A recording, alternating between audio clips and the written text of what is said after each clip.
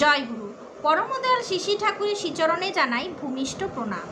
আপনাদের প্রতি প্রত্যেককে জানাই রানন্দিত জয়গুরু। আজ ইষ্ট প্রসঙ্গে আলোচনা করব বর্তমান আচার্যদেবের দেওয়া সেই বিশেষ কথাটি, যেটি ইষ্টভৃতির সময় আমাদের প্রত্যেক দিন বলতে হয়। আর এইভাবে আমরা যদি প্রতিদিন ইষ্টভৃতি করতে অভ্যস্ত হই, তাহলে এর ফলাফল আমরা পাবই। এবং আচার্যদেব এটাও বিশ্বাসের সাথে বলেছেন, ভরসার সাথে বলেছেন যে 100 বার করলে, 1000 বার করলে 1000 বারই এর ফল মিলবে। পরমদয়াল শিশি ঠাকুর আমাদের আচার্যদেবকে দিয়ে গেলেন, আর এই আচার্যদেবের সঙ্গ পেয়ে আমরা খুবই লাভবান হয়েছি। কারণ আমরা অনেকেই দিশেহারা, তো এই দিশেহারা মানুষকে একবার পথ দেখাচ্ছেন আচার্যদেব, এবং আমরা অসহায় হয়ে একমাত্র ছুটে যাই আচার্যদেবের কাছে। আচার্যদেবই আমাদের একমাত্র সহায়। তিনি বলে দেন আমাদের কিভাবে কি করতে হবে এবং কোন অবস্থায় আমরা কি করব। তো বর্তমান আচার্যদেব আজও পর্যন্ত পথ দেখিয়ে দিচ্ছেন সবাইকে। তো আপনারা কি জানেন ইষ্টভীতি প্রতিদিন যে করছেন ঠাকুরের কাছে কি বলতে হয়? আজকে সেই নিয়েই আমরা আলোচনা করব। এক দাদা নিবেদন করলেন আচার্যদেবের কাছে, ছেলের বয়স প্রায় 10 বছর। ছেলেটি বড় চঞ্চল, কোনো কথাই শোনে না। ছেলেটি বাবার পাশে বসেই প্রণাম করে আচার্যদেবের দিকে তাকিয়েছিল। সে বাবার মুখে তার সম্পর্কে অভিযোগ শুনে তীব্র দৃষ্টিতে একবার নিজের বাবার দিকে আর একবার আচার্যদেবের দিকে তাকালো। তারপর আচার্যদেবকে উদ্দেশ্য করে বলে উঠল, না গো, আমি শুনি কথা। ছোট্ট শিশুর এই দোষ গুণের প্রয়াস দেখে নাটমণ্ডপে উপস্থিত সকলে হেসে উঠল। আচার্যদেব ছেলেটিকে উদ্দেশ্য করে বললেন, খুব ভালো, তুমি তো গুড বয়। ছেলেটির বাবাকে উদ্দেশ্য করে আপনাকে একটা কথা বলি, মানে ছেলেটির বাবাকে আচার্যদেবের পর বলতে শুরু করলেন, এই চঞ্চলতাই তো প্রয়োজন। নদী সাগর অবধি যাবে, যদি সে চঞ্চল না হয় তাহলে সাগরে পৌঁছাতে পারবে? আমি নদীর চঞ্চলতা কমানোর জন্য এখানে বাঁধ দিলাম, ওখানে বাঁধ দিলাম, সে কি তখন স্বাভাবিকভাবে বয়ে যেতে পারবে? তাকে তো আপন ছন্দে বয়ে যেতে দিতেই হবে, কিন্তু আমাকে কি খেয়াল রাখতে হবে যেন পাড় না ভাঙে। যদি পাড় ভাঙতে শুরু করে তাহলে নদী বিপথে চলে যেতে পারে। বুঝতে পারছেন তো আচার্যদেবের উদ্দেশ্যটা কি? তাহলে বাবা মা যেমন ওর সাথে অসীম যাত্রায় সাথী হয়ে উঠবে, তেমনি সমাজকেও সাথী করে তুলতে হবে। সমাজকে সাথী করতে হলে কি করতে হয়? আমি যে মতবাদ, যে আদর্শে বিশ্বাসী, তা সমাজের ওপরও একটু একটু করে চাপিয়ে দিতে হয়। তাহলে সমাজ একদিন আমার প্রয়োজনে আমার পাশে এসে দাঁড়াবে, আমার হয়ে আমার প্রয়োজনে যুদ্ধ করবে। তার জন্য পথটা কি? পথটা হলো সমাজের কাজ করা। ছোট থেকেই ছেলের মধ্যে বাবা মা কেন্দ্রিক এই জগৎ, তার বাইরেও যে একটা বৃহত্তর জগৎ আছে, তার সাথে পরিচয় করে তুলতে হবে। তোমরা এখন থেকে ওর জীবনের গণ্ডিটাকে যত বৃহৎ করবে ও তত বড় হয়ে উঠবে। আর তা না করে যদি শুধু ঘর, বাবা মা, নিজের স্বার্থটাই চেনাতে শেখো, ওর মনের গণ্ডি ততই সংকীর্ণ হয়ে উঠবে। তখন কিন্তু ওর ওই চঞ্চলতাটা ওর জীবনের অন্তরায় হয়ে দাঁড়াবে। তার দুটো কাজ একসাথেই করতে হবে। জীবনের লক্ষ্য নির্ধারণ আর এই চঞ্চলতাকে সেই লক্ষ্য পূরণের পথে কাজে লাগানো।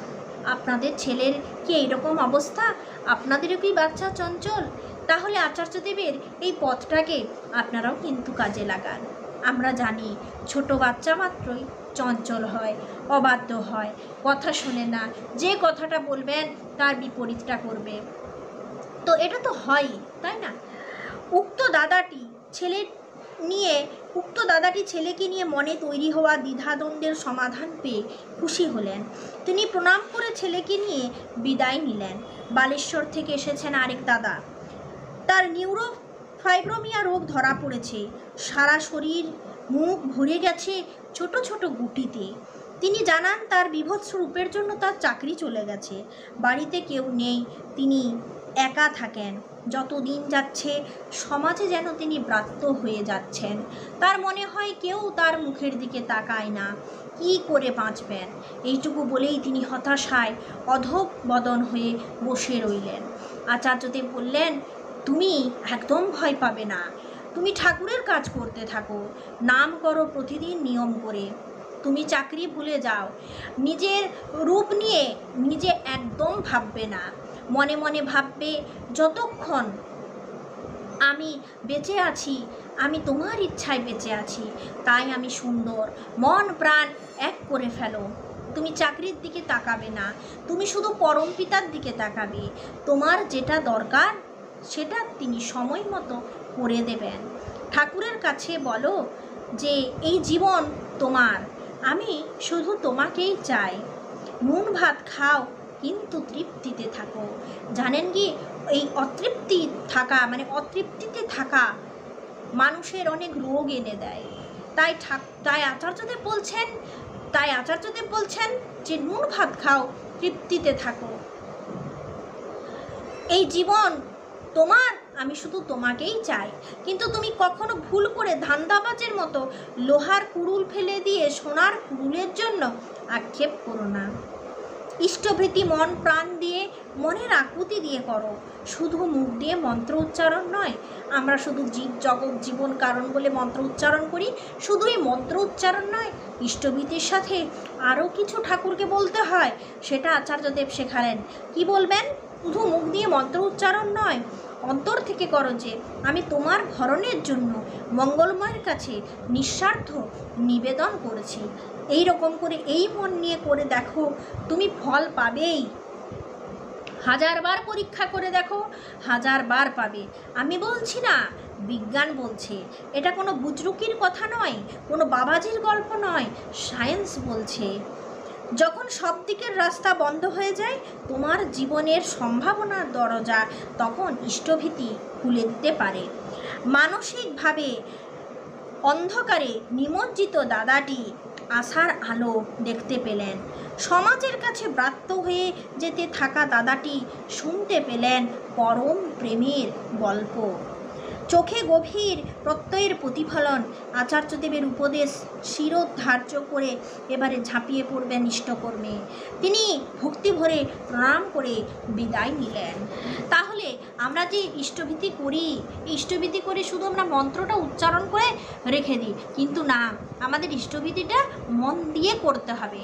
আর এই যে মন দিয়ে কিভাবে, কেমন মন চাই, শুধু মুখ দিয়ে মন্ত্র উচ্চারণ নয়, অন্তর থেকে করো যে আমি তোমার ভরণের জন্য মঙ্গলময়ের কাছে নিঃস্বার্থ নিবেদন করছি।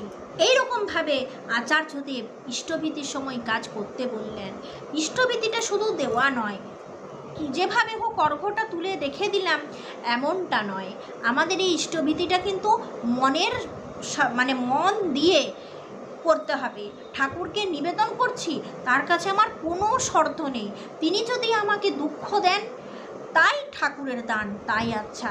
তাই যখন শিশি বর্দা ঠাকুর প্রণাম করতেন, কি বলতেন জানেন? সব যত দুঃখ কষ্ট সব আমাকে দাও, এটাই বলতেন।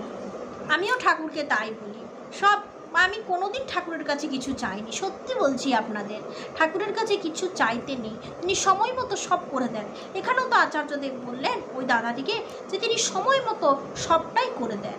তাই যখন আপনি ইষ্টভীতি করবেন তখনই আপনি আপনার মনটাকে পুরো ইষ্টভীতির দিকেই নিয়ে যান, আর এইভাবেই বলতে থাকুন। আর আরও একটা কথা আচার্যদেব আমাদের শেখালেন, আমি অন্য পৃষ্ঠায় পড়েছি, অন্য আলোচনা পত্রিকায় পড়েছি যে ঠাকুর, আমার এই জীবন তোমারই জন্য। আমার জীবনের যদি আয়ুর একটা দিনও বাড়ে, সেই দিনটাও কিন্তু তোমারই হবে। তাই ঠাকুরের জন্য কোনো কিছু করুন। এই রকমভাবে আমরা যদি বাঁচতে শিখি, এরকমভাবে বাড়তে শিখি, আমার ঠাকুরকে উদ্দেশ্য করে যদি আমরা এটা করতে শিখি, তাহলে একদিন সত্যিই আমরা জীবনে উন্নত হব। আমাদের মনটা উন্নত হোক, আস্তে আস্তে মনের সাথে শরীরও ঠিক অ্যাডজাস্ট করবে। মনটা যদি উন্নত না হয় আমরা কিন্তু পারবো না। তো যাই হোক, ইষ্টভীতির সময় এইরকমভাবে যে ইষ্টভীতি করলে ফল পাওয়া যায়, আচার্যদেব বলছেন আমি শুধু বলছি না, এটা সায়েন্স বলছে, এটা কোনো বাবাজির গল্প নয়, এটা সায়েন্সের গল্প, সায়েন্স বলছে এইভাবে ইষ্টভীতি করুন। এমনিতেই আমরা জানি ইষ্টভীতি করবার ফলে মনে আনন্দ, উৎসাহ এবং উত্তেজনা বাড়ে এবং এটার ফলে হ্যাপি হরমোন সিক্রেশন হয়, আমাদের বাঁচতে প্রেরণা দেয়, উৎসাহ দেয়। তাই অবসাদ হয়ে ক্লান্ত হবেন না, শুধু স্বার্থের গণ্ডিতে নিজেকে বেঁধে রাখবেন না, বেরিয়ে আসুন, আপনি বেরিয়ে আসুন, ইষ্টকর্মে ঝাঁপ নেন, ইষ্টরঙে নিজেকে রাঙিয়ে তুলুন আর আনন্দ ভরে বেঁচে থাকুন। নুন ভাত খান কিন্তু তৃপ্তিতে থাকুন। আজ প্রসঙ্গ এইটুকুই। ঠাকুরের কাছে প্রার্থনা করি আপনারা সকলে তৃপ্তিতে যেন থাকতে পারেন, ভালো থাকতে পারেন, ভালো মন নিয়ে ঠাকুরের সেবা করুন। জয় গুরু।